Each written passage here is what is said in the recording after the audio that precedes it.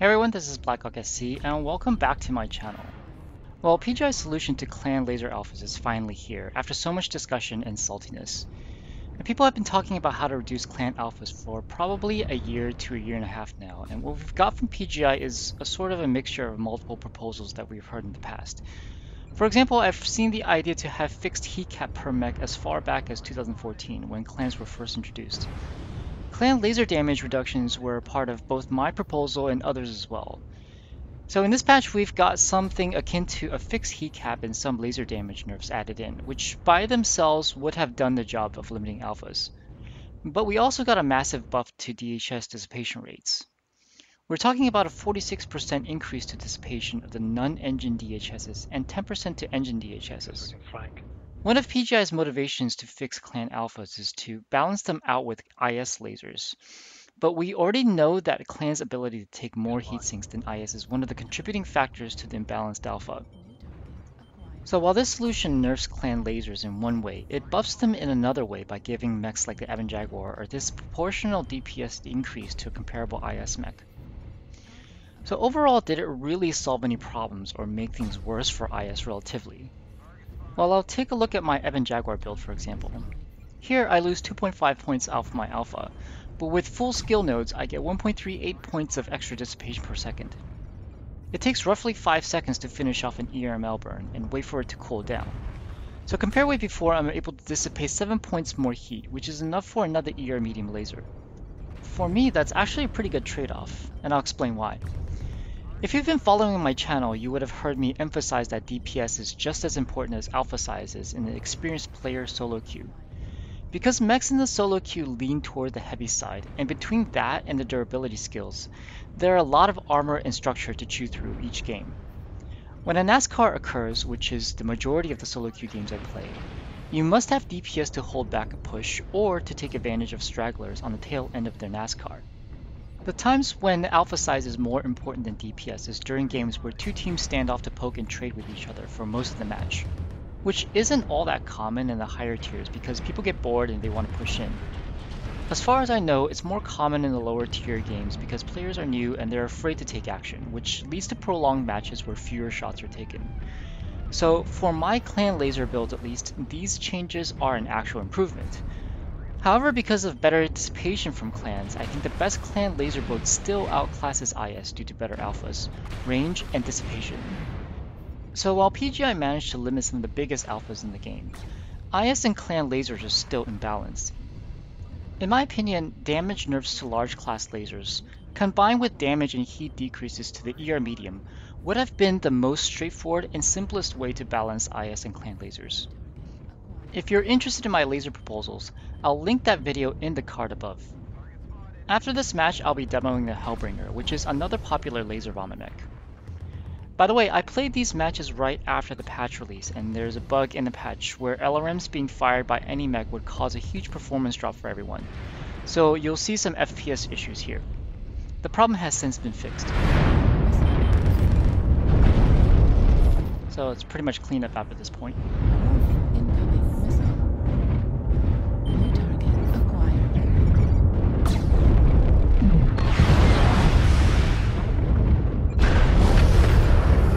New target acquired.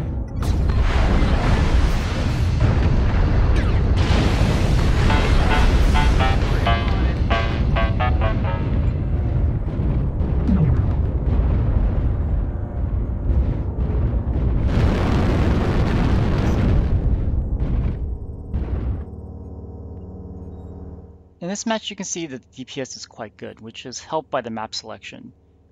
This Ebon Jag did top damage by quite a large margin, so nothing wrong with clan lasers at all right now, and it's even better than before I think. For the Hellbringers, I'll look at the heavy large laser ERML build that has been popular for a while and see how it performs. I think a lot of players will be switching to LPLs after this patch, which incidentally I preferred even before the patch. But it's interesting to look at the new state of this weapon combo. I used to run a TC1 on this and other builds, but now the benefits of an extra DHS is so good that I will be removing it on most of my builds except for those that absolutely need range. I have a total of 26 DHS on this Hellbringer. 5 of them are in the right arm. Compared with pre-patch, I lose 6 points on my alpha, but again that extra heat dissipation makes up for the loss. It actually feels pretty good, but LPLs are going to be the better choice almost certainly. Acquired. You can also feel that masked ERMLs are considerably weaker than before, being unable to finish off damage components that it would have been able to take out prior to the damage nerf.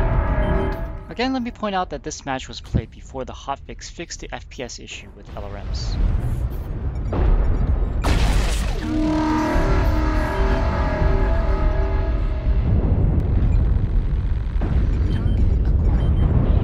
You got Delta in this trench. New target acquired. New target acquired. Canyon Network is a pretty typical NASCAR map, so again, this is one case out of many where DPS is quite important. Death Valley Part 2.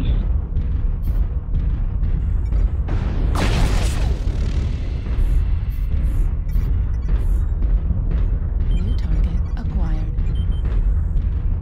Target spotted.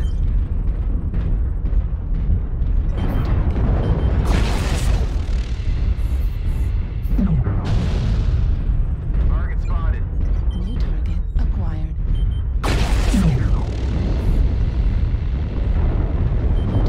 Come on, y'all. They're down in the trench. Get aggressive on top.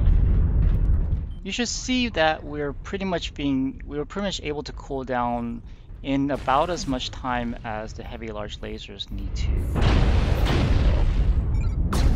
What I mean is like kind of reaching base heat.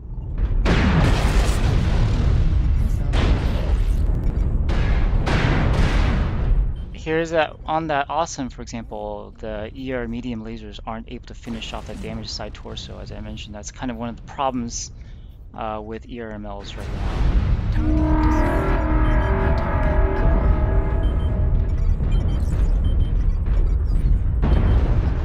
destroyed. India Vindicator. Acquired.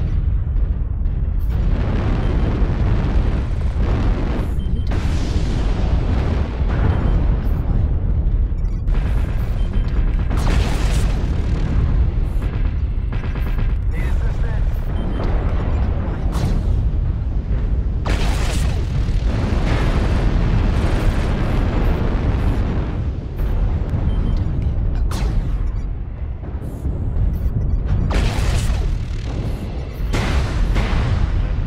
Need assistance. Target spotted. Cock up the patch.